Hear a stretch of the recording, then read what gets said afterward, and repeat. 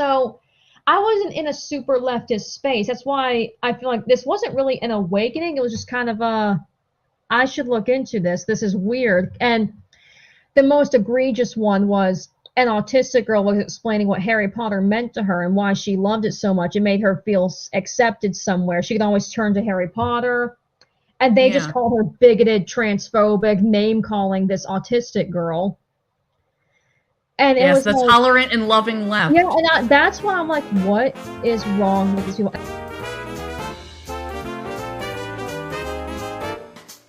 Thank you so much for coming and to hang out and to talk to me today. You reached out to me a while ago. Yeah. You wrote to me and said, "Hey, I saw you on this Bohemian Gal.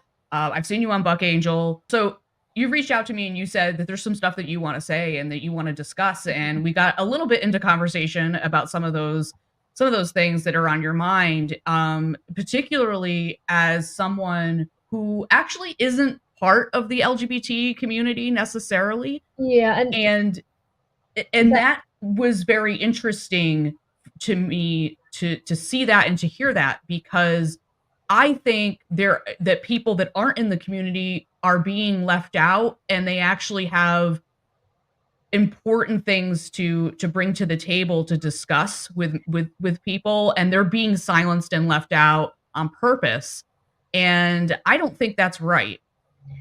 and I feel like I'm like, if you're not lesbian or gay or bi or even transgender, it's like, well, what are my words going to matter? Because I'm none of those things. I'm a straight woman, Mhm. never even questioned if I, liked girls once. But I've grown up with friends realizing they're gay. I have a trans woman who's a friend. And, but the thing is, they're not really involved in the community either. And my boyfriend doesn't really care if anyone's, but my boyfriend's bisexual. And even he's just like, so what? It doesn't define me. It's a footnote Right. at the very most. Right, right. And that's the thing, is I feel like the LGBT has become this sort of an entire identity that someone has to hold, either it be your sexuality or your gender identity, Yeah. or what have you. Or lack And of it's sexuality, like asexual. right, it's much more it's a huge deal now. And it never used to be the huge deal that it is today. It used to be, the only reason it was a big deal before was because we actually didn't have rights. There Yeah. were actually problems occurring in society. There was a very deep amount of homophobia, and people were not accepting it. You couldn't get Yes. married, you could get fired from your job, you couldn't Yes. adopt And you children. could you could get your head caved in, Right, horrible things. right. When I first watched you, you said something that really I've been saying, because you said when we finally got equal rights, like we're protected under the law, we are like every other American citizen now. We were supposed to pack up and go home, like job well done. But Mhm. again, because these groups like GLAAD, Trevor Project, there's a financial incentive now. They have to create new problems. That's why even the racist stuff. I say racist because it's not actual racism stuff. Like come here and let us tell you why you're racist. They can't solve racism because then they lose money. You know. Right, and that's a really good point, and we're seeing the same thing with LGBT as well, is, they still There's wanna no such keep the money thing rolling as in. nothing's homophobic anymore. It's transphobic now. Like gay people don't exist anymore. It's all trans. Yeah, and that happened really quickly, It because feels like as it of too. It feels like '15. I wasn't paying attention. I like lifted my head up and it's like, wait, everything's transphobic now? Who's transphobic? Everyone? Okay. You know? And I'll be honest with you, being trans was not a big deal, not It all that long ago. like when I was a teenager, like first of all, you'd be hard pressed to find a teenager in the 2010s that knew or understood what trans was. And because social media was kind of rising, but social media wasn't all these ads and algorithms. It was just post a shitty picture of yourself online and hope that people like it. Because but that Right. that thirst for attention kind of started, in the 2010s, people have always been attention hungry, but now it's easier to get this sort of validation like kick in your mind, like oh, this person liked it, this person who's in my class liked my photo, and I don't talk to them. But besides the point, you know, most kids are just like, okay, trans person, this person, and it was very simple. This person feels like they were meant to be a boy or a girl, so they're gonna present as that, live as that. We'll call them that because, it's not that much of a hindrance to us, and we'll go on with our lives. But then this was this started I graduated in 2015, and this was really after I graduated. It seemed to amp up, like, things with Mhm. bathrooms, which in my mind, if I was in a public bathroom and you look like a girl, you walk like a girl, you're in the woman's bathroom, my brain's not going to go something's wrong here. It's just human nature. Whereas if I see if I saw Buck Angel, who, by all accounts is a biological woman but looks the way he does, I'd be like, why are you in here? This feels weird. You know what I mean? It's just common sense went out the window, it seems, and I just haven't been paying attention because never really was a part of my life. When you mentioned 2015, and 2015 was when everything was settled with marriage Yeah. equality for same-sex marriage, and it really it actually lines up perfectly with what I was saying at one point about how they should have packed up and went home. Hmm. And that what they literally sat there and said, "We gotta keep this going because now we have to have another agenda." And I'm sorry to say it like that because I have friends that are trans, and the friends that I have that are trans had no little to no issues. I mean, my really good friend is just the most apolitical person. We just get together and talk about video games. You know what I mean? Like, we don't Yeah. even discuss politics because we don't really care when we're hanging out. Yeah, and when I don't want to, undermine somebody's, experience as far as if they've had a problem, or if they've been discriminated against or something like that. But what Yeah. I'm seeing more and more of is people are just sort of talking in hypotheticals now. It's, "Oh, we're doing this because discrimination. We're doing that because discrimination." And But, show me where it's it's like, happened. any kid, kids know they're different. Some kids feel different. I'm sure you felt different. I felt Sure. different because I got some neurodivergent stuff going on. Every kid feels weird or different at some point in their lives. It's nothing unique, and I'm not going to undermine Mhm. kids that do go through dysphoria and try things out, but then they grow out of it and they're fine. It's the when we push it onto them, say, oh, you feel like this, you might have dysphoria, you might be in the wrong body, you should do this and that. It's like that's not an organic progression for a kid to have. And you know, I studied psychology in college, and a lot of it was discussion based, observation based, watching, Mhm. experiments done with, at one point, adolescents and kids. There was a really fascinating one.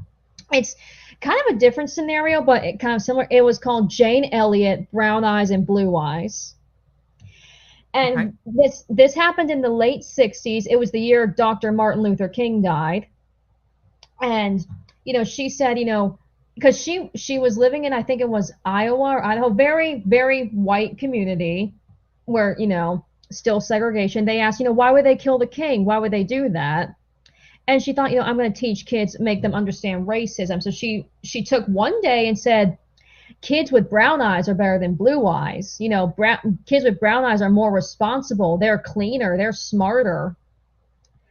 Within a day, oh, and she made them wear like these like red neck scarves, the brown eyed kids. And within a day, the brown eyed kids, the blue eyed kids were treating brown eyed kids like little monsters. They were saying, you can't go on our swings with us, you can't be on our slide Right, right. that easily.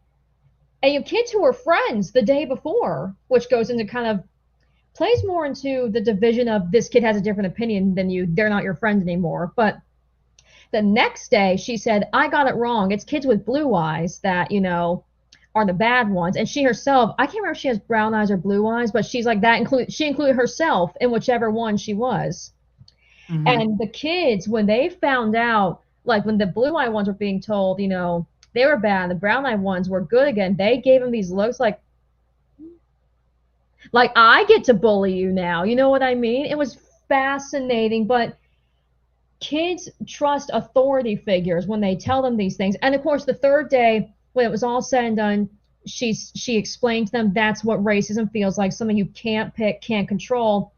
She had them throw out all their like neck scarves. They were all friends again, and it was nice. But I'm like, that is kids trust authority figures, and what you tell them is gospel. Even teachers, they trust teachers. Right, and so when we're telling kids that they're in the wrong body or that you can change your sex, Yes, they trust them. They which believe that. which are both fundamental lies. Yes. You can't change your sex, and I don't think, that you're born in the wrong body. I mean, that's a very spiritual way to look at And it, first of all, but it was a way for transsexuals to easily explain it. It's like without going into the Mhm. medical mental stuff. It's like, well, it Yeah, just feels like you're born the wrong body in layman's terms, and and they that people took it. is Yeah, understandable. Yeah. they took it and To ran with it, because even I understood it in a medical context. Like I said, very cut and dry. You have something that's akin to an anxiety disorder, because to me, gender dysphoria is an anxiety disorder. If anything, your body gives you extreme discomfort. It can be because of, it's often comorbid with other things I know. It's like autism, OCD, you know. why do you And think that is? I don't know, to be honest, because here's the thing, someone who herself has a bit of autism, OCD, you tend to hyper focus on things, little things, like you get a lot of autistic people I talk to, and mind you, disclaimer, they all look different. Every autistic person looks different because it's a spectrum too. Sure, yep. But a lot of us, I say us, collective, I don't mean like that, but you know, we get special interests. Like I hyper focus on this for a few months and then I become an expert in it because I want to, and then I move on. Or I hyper focus on this and get really involved in this. If take a kid who has something that might make them hyper focus on something and want to pour themselves into it, and lo and behold, there's a whole community to be found in it, and I feel ostracized and isolated because I'm weird. Even better, you That's know. appealing. And OCD again, you know, truth be told, OCD is something that is either genetic or it can be worsened with trauma, which is what happened to me. Trauma kind of, I always had kind of OCD, but it worsened. I have OCPD specifically, which is much more, I need control. I'm very rigid with rules. I hate being off kilter with my daily schedule kind of thing. But Right. as you get older, you mellow out. That's very normal because you kind of learn how to deal with it. Mhm. But again, OCD, it has to hinder your daily life to really be a diagnosis, because everyone has a little bit of, oh, I need neat, oh, I need to get this done today, oh, I have a schedule. I hate when people throw around the, oh, I'm so OCD because everything has to be neat, and I'm just like, cute. Right. But no, but no, but a kid can hyper focus on, this thing, transgenderism. Like, am I this? No, I think I'm this label. No, that label doesn't fit me. I'm that one. And wanting to, we like a lot of autistic, Asperger's people like categories, like everything to fit neatly, like a filing cabinet. When that's just not how it is. No one fits neatly into a cabinet, which drives myself personally bonkers, for example. But Right. the stuff that oh, I do fit here. Oh, they're telling me everything I am. I don't have to really worry about it. And So um, tell me what it is that's bothering you the most.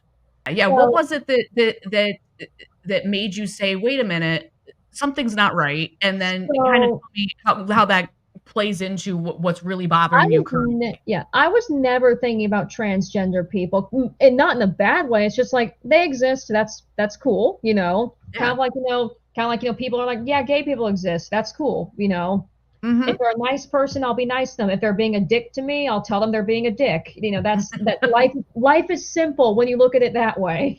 Exactly, and that's kind of always been my philosophy too. It's like, if people are cool, then they're cool, and if they're not, they're not, and it's got Yeah. nothing to do with their race or their Oh gender yeah. preference And or then their yeah. sexuality or whatever.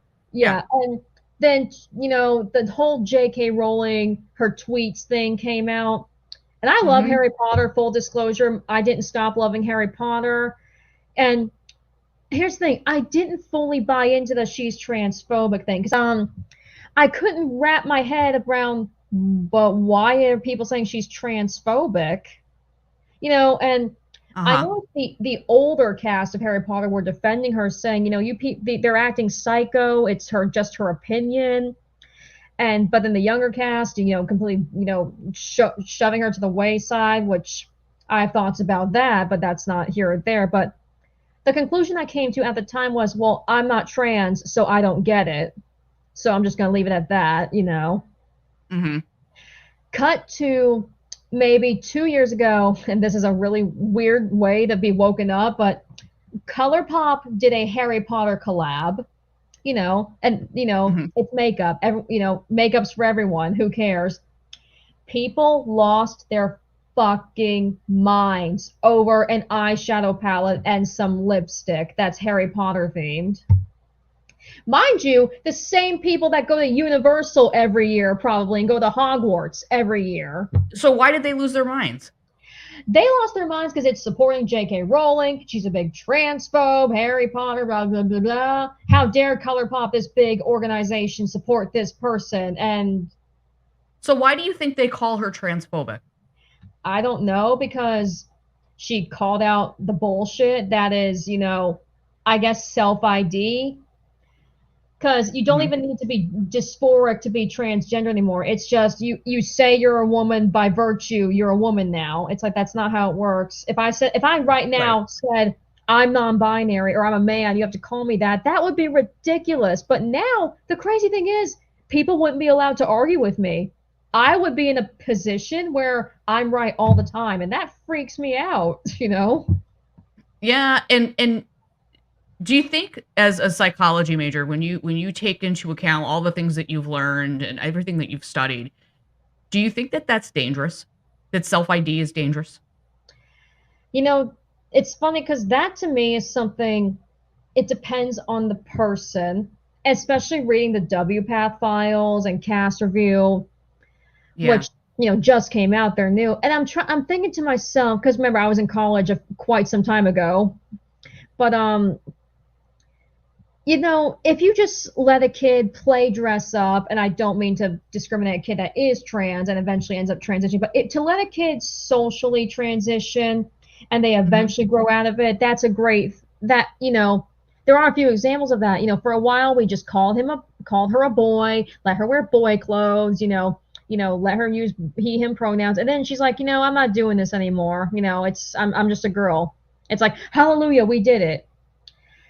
But social transitioning might put pressure on other kids, more confusion. It's like now I need to really look like the part, and I don't. That might make them obsess over their bodies even more, which leads to the double mastectomies potentially. And Potentially.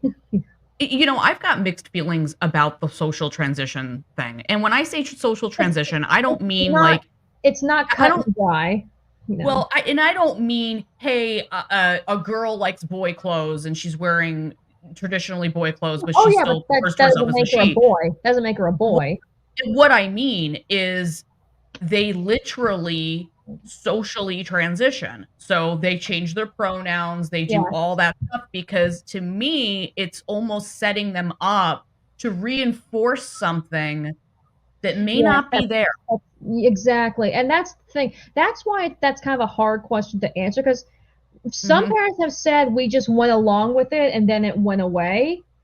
But a lot of people are saying no, don't even socially transition them. Like get a hold of it right away and just say no. But then you hear stories of other parents that say we wouldn't affirm. They faked us out, and then when the moment they were 18, they ran off and transitioned. So that's like, Right. yeah. So and plus I'm a, like, even though I studied psychology, I'm not practicing. So, but I think Yeah. about these things a lot, and it's like I think as a parent, what would I do? Would I say no, absolutely not? But then it's like, what if that makes my kid resent me more? Because they're not going to know in a few years. It's going to take a while before they go, oh, you were protecting me from something permanently harmful. Right, and that's Or the thing is that yeah, this stuff is it's not something that you, are introduced to, and then a month later you're like, "Oh, never mind." Like, this is like Yeah. a It, this it, trend like has been trending for a right little away. bit. Oh, puberty blockers, like right away. Not even like, whoa, can we just see where this goes for a second? And people who have used puberty blockers for its intended purpose have had terrible side effects to it. Well, exactly. I mean, and they're not FDA FDA approved approved, for the no. use of, No. Yeah. gender dis or for the gender affirming care. That's all done off label. They saw a market, they saw dollar signs, and that's the sad part. And these are the same people that are anti big pharma. It's just the hyper diagnosis of something that isn't there to, because every prescription they write, they get a paycheck, and that's an abuse of power, in my opinion. Well, yeah, and I think too, they're not digging deep enough. They would I No, think it's very lazy psychology.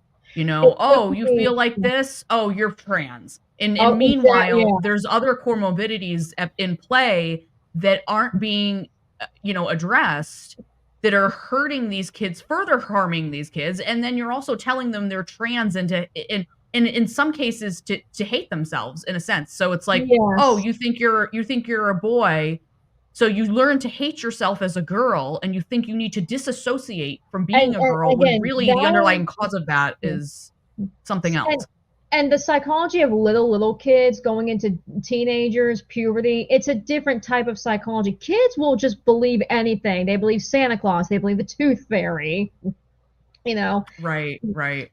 And they will trust authority figures. The reason you have to teach kids about stranger danger is because they trust adults. They trust their first example ever is their parents, mom and dad, and Right. grandparents, aunts. Then they go to school. This is the adults are authority figure, teacher is authority figure. So, and most, you'd send your kids to school because you're like, I'm not qualified to teach them the way a teacher is. But now it's like, I think I could do a better job, actually. But So back to the J.K. Rowling thing. So that yeah, was kind of sorry. your introduction to the, "Uh-oh, something's not right." Controversy, kind of, yeah. Because So here's then what where did it go happened. from there? Yeah, like I said, that the ColourPop collaboration with Harry Potter, the comments there, and ColourPop tried to. I kind of feel bad for them because I thought it was a really nice product, and there were people in the midst excited for it. They said, "Finally, you did Harry Potter." Right. Here's what woke me up. Those people were getting bullied so hard into like oblivion, and you know, I think I should explain first. I've never been super. I mean, I consider myself pretty liberal. Like, I'm pro-choice, pro-gay marriage. Live and let live kind of person. Yeah. But even so, I've never been extreme because even when I was super, I mean, I don't like Trump now, but super anti-Trump. I hate Trump. Trump is, and the Antichrist. I never thought it was okay to bully and harass people that liked him. So I wasn't in a super leftist space. That's why I feel like this wasn't really an awakening. It was just kind of I should look into this. This is weird. And the most egregious one was an autistic girl was explaining what Harry Potter meant to her and why she loved it so much. It made her feel accepted somewhere. She could always turn to Harry Potter. And they just Yeah. called her bigoted, transphobic, name calling this autistic girl. And it Yes, was the like, tolerant and loving yeah, left. and that's why I'm like, what is wrong with these people? That's the thing is that, we're talking about, when we talk about J.K. Rowling, like, she was a self-made, came She up from went nothing. she went through hell and back, and Mhm. it coming from my own sort of abusive situation and going through therapy with that, it's when you see the full picture, you understand why she is the way she is, and that's something I take so seriously. I believe in explanations, but not excuses. Like Right. when you see someone's full picture, you get a full sense of how they grew up, what they were taught, what they went through. Things they say and do now click. Sometimes for better, sometimes for worse. But she herself went through domestic abuse, and when she was growing up, there wasn't even, shelters for women to go to when there was abuse happening. 'Cause I remember when it first started, and I was coming from a place where I didn't even really I made a lot of assumptions, if I'm being honest, because I wasn't paying attention to this stuff when that first happened. I wasn't involved in any of That's this. me I wasn't neither. talking about it. I didn't have a podcast.